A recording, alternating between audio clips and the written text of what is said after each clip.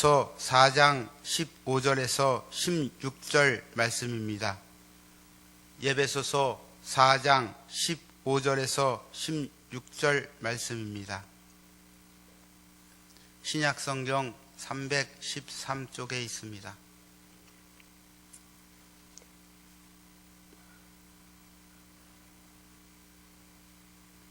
저와 여러분이 같이 합독하겠습니다. 오직 사랑 안에서 참된 것을 하여 범사에 그에까지 자랄지라. 그는 머리니 곧 그리스도라. 그에게서 온몸이 각 마디를 통하여 도움을 받음으로 연결되고 결합되어 각 지체의 분량대로 역사하여 그 몸을 자라게 하며 사랑 안에서 스스로 세우느니라. 아멘. 신앙생활에는 세 가지 단계가 있다고 합니다. 먼저는 유아적 단계입니다. 물질적인 것, 육신적인 것, 그리고 보이는 것만 구하거나 매우 이기적인 초보적인 단계입니다. 마치 아기가 자기 필요에 따라서 의앙하고 울기만 해도 부모가 알아서 필요를 채워주듯 문제가 있을 때만 하나님께 나와서 우는 유형입니다.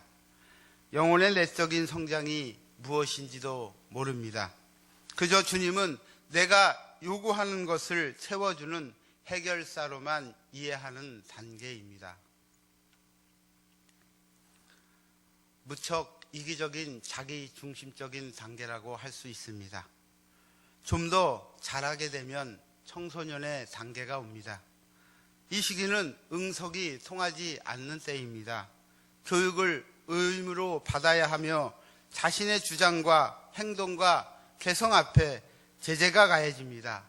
이때에는 학업이나 국방의 의무, 결혼과 직장 문제 등등으로 고민이 꽤 많은 시기입니다. 그리고 짊어져야 할 짐도 상당히 많이 있습니다. 그러나 그 시기에는 희망이 있는 시기입니다. 이처럼 영적 청소년기에는 훈련과 연단의 기간입니다. 배워야 할 것도 많고 새로워져야 할 것도 꽤 많습니다. 말씀과 기도를 가까이 하며 내가 죽고 변화되는 시기이기도 합니다. 광야 이스라엘 백성과 같은 시기라고 할 수 있습니다. 마지막으로 장년의 단계입니다. 영적으로 주님과 결혼하는 단계입니다.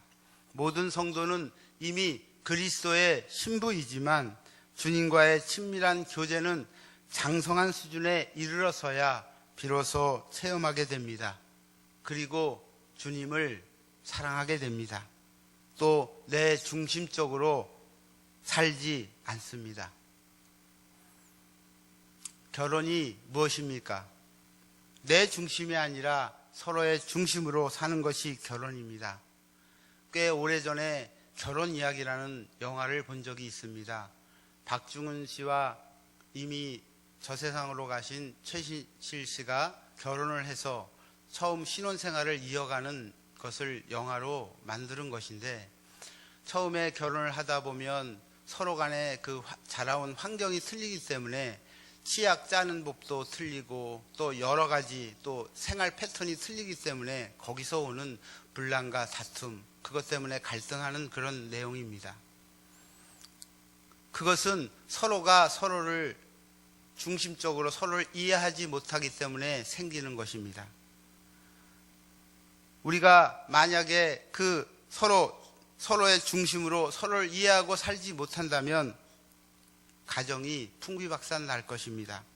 그리고 사랑 안에서 서로 희생을 해야지 그 결혼이 유지가 됩니다. 이 수준에 이르게 되면 예수님은 신랑이고 나는 그 아내임을 영혼으로 느끼게 됩니다. 주님의 임재로 오는 그 행복감은 다 설명할 수가 없습니다. 그러면 우리가 어떻게 해야지 장성한 믿음으로 자라날까요? 먼저 말씀으로 자라나야 합니다. 베드로전서 2장 2절 말씀입니다. 제가 봉독하겠습니다. 갓난아기들 같이 순전하고 신령한 젖을 사모하라. 이는 그로 말미암아 너희로 구원에 이르도록 자라게 하려 함이라 라고 말씀하십니다. 하나님의 말씀은 우리 영혼의 양식입니다. 그러므로 늘 말씀의 양식을 먹고서 믿음이 자라나고 뜻이 주님과 같아져야 합니다. 믿음은 말씀에서 나기 때문입니다. 체험도 좋습니다.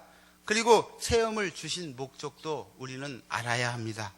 우리에게 체험을 주신 것은 우리의 교육을 위해서입니다. 하나님과 그 아들 예수 그리스도를 믿을 뿐 아니라 우리의 삶에 필요한 영적 교훈을 위한 것입니다.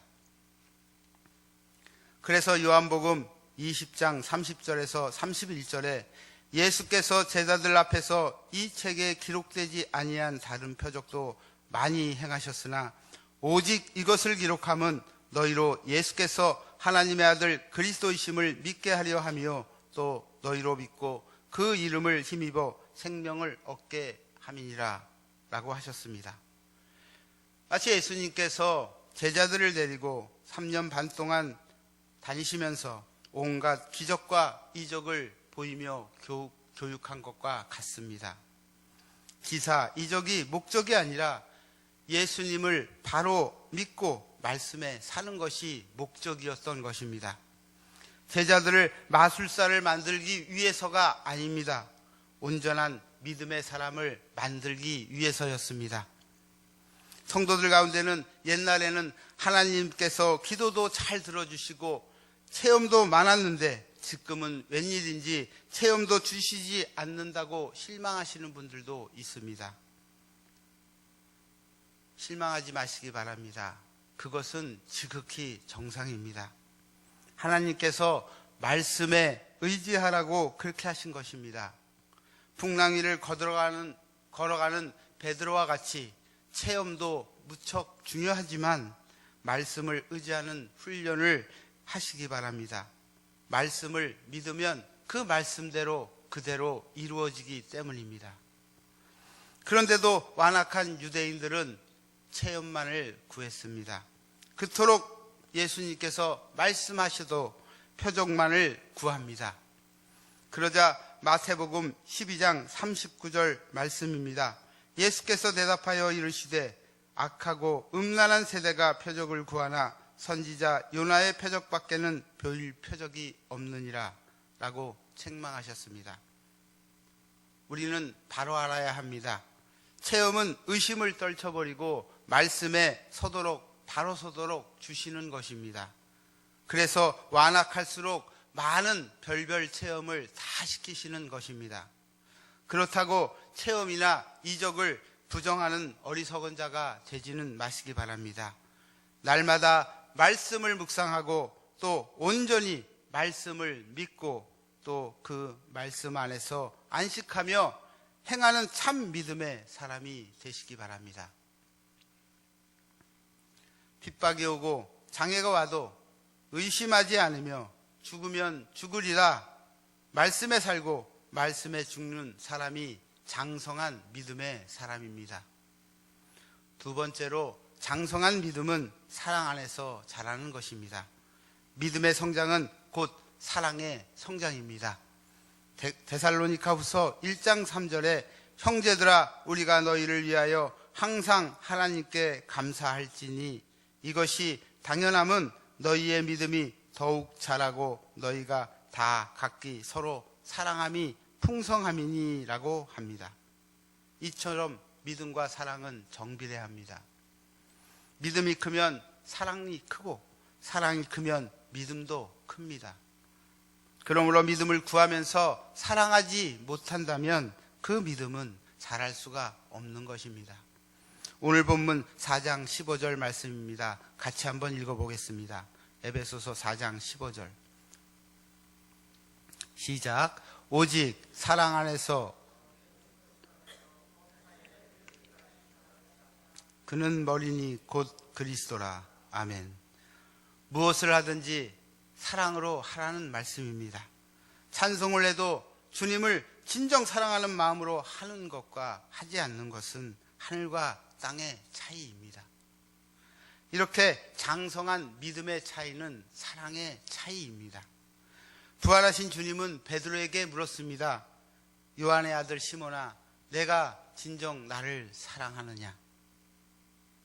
사실 제자들이 예수님을 따르는 것은 100% 순수한 것은 아니었습니다. 그들은 예수님이 왕으로 임할 때 좌우편에 앉기 위하여 치열하게 다투었습니다. 그들은 예수님을 이용하기 위한 것이었지 주님을 위한 것은 아니었습니다. 그러한 잘못을 마지막까지 버리지 못한 사람이 가론 유다입니다. 가론 유다에 대한 설은 많이 있지만 확실한 것은 그는 예수님을 이용하려고 하였지 예수님을 사랑한 것이 아니었다는 것입니다.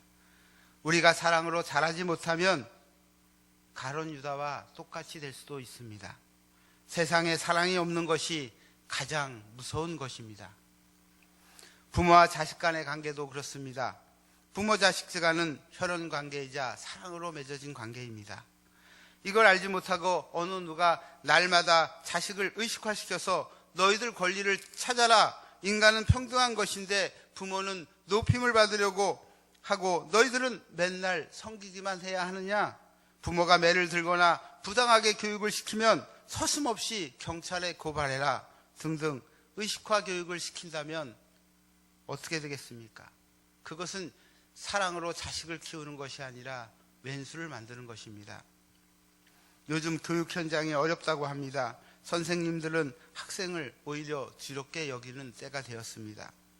학생이 선생님을 존경하지 않으면 어떻게 교육다운 교육을 할 수가 있겠습니까? 오늘날 우리 사회는 본질을 잃어버렸습니다. 마태복음 24장에서 마지막 때는 사랑이 식을 것이다. 그때 많은 사람들이 실족하게 되어 서로 잡아 죽이고 서로 미워할 것이다. 이것이 예수님의 예언입니다.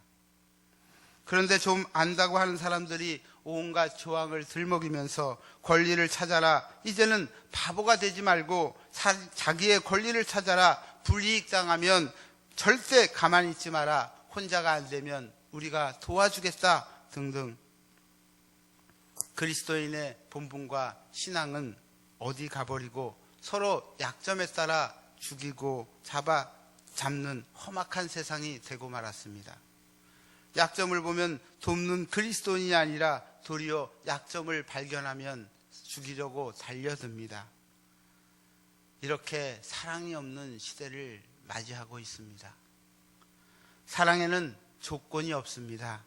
우리는 그리스도인입니다. 따지지 말고 사랑해야 합니다. 주님은 사랑하셨습니다. 사랑해야 주님의 제자입니다. 사랑하는 모습이 바로 장성한 자의 모습입니다. 세 번째로 장성한 믿음은 성령 안에서 자라는 것입니다. 초대교회 성도들은 어떠했습니까? 사도행전 2장 41절과 47절입니다. 그 말을 받은 사람들은 세례를 받으매 이날에 신도의 수가 3,000이나 더하더라. 그들이 사도의 가르침을 받아 서로 교제하고 떡을 떼며 오로지 기도하기를 힘쓰니라. 사람마다 두려워하는데 사도들로 말미암아 기사와 표적이 많이 나타나니 믿는 사람이 다 함께 있어 모든 물건을 서로 통용하고 또 재산과 소유를 팔아 각 사람의 필요를 따라 나눠주며 날마다 마음을 같이하여 성전에 모이기를 힘쓰고 집에서 떡을 떼며 기쁨과 순전한 마음으로 음식을 먹고 하나님을 찬미하며 또 온 백성에게 칭송을 받으니 주께서 구원받는 사람을 날마다 더하시느니라. 아멘. 감 예수를 믿은 사람들이 성령의 충만함을 받더니 하나님을 위해 사는 천국의 알곡들이 다 되었습니다. 옛날 영국과 미국의 유명한 부흥사 조지 위필더의 이야기입니다. 목사님들마다 설교하실 때 자기가 하기 좋아하는 설교의 주제들이 있습니다. 그런데 이 위필더 목사님이 가장 즐겨 하는 설교의 내용은 거듭나야 한다는 것이었습니다. 어느 날 이 설교를 듣고 한 청년이 큰 은혜를 받았습니다. 그 은혜를 받은 청년은 목사님을 따라다니면서 목사님의 그 비서를 요청하고 무료 자비로 다니면서 목사님을 보좌하기 시작합니다. 그런데 목사님께서 가는 곳마다 설교를 하시는데 계속 거듭나야 한다, 거듭나야 한다는 설교를 하신다는 것을 알았습니다. 그래서 거듭나야 한다는 설교를 한 70번 정도 듣고 난 어느 날 이 청년이 설교를 마치고 내려오는 위필더 목사님에게 붙들고 말합니다. 목사님, 그 설교 몇 번이나 하신 줄 아십니까? 자그마치 70번이나 하셨습니다. 언제 새로운 설교를 하시겠습니까? 이때 조지 위필더 목사님이 청년에게 한 말이 유명한 일화로 남아 있습니다. 왠 줄 아느냐? 내가 거듭나야 하기 때문이다.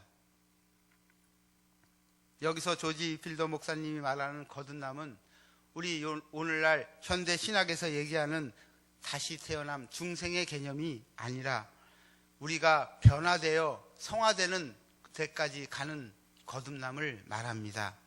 칼빈도 그렇고 과거의 신학자는 거듭남을 예수를 믿어 생명을 얻는 그 순간만이 아니라 신앙 전반에 걸친 폭넓은 거듭남으로 이해하였습니다. 그래서 성도님들은 거듭났을 뿐만 아니라 더욱 거듭나서 변화받기 위하여 날마다 하나님 앞에 부르짖으며 기도했습니다. 그러다가 모두들 장성한 믿음의 사람이 되었습니다. 그러나 오늘날 신학적 개념과 신학은 많이 발전을 했을지라도 그 본질, 목표를 잃어버리고 말았습니다. 사랑하는 성도 여러분, 주님은 장성한 모습을 우리에게 보여주셨습니다. 우리도 주님처럼 자라나야 합니다. 말씀과 사랑이 성령 안에서 자라나시기 바랍니다. 우리 모두 열심히 말씀을 보고 배우고 하나님을 사랑하며 이웃을 사랑하십시다. 그래서 늘 하나님을 경외하고 겸손하여 성령 충만을 받아 영적으로 온전한 장성한 믿음의 성도들이 다 되시기 바랍니다. 기도하시겠습니다.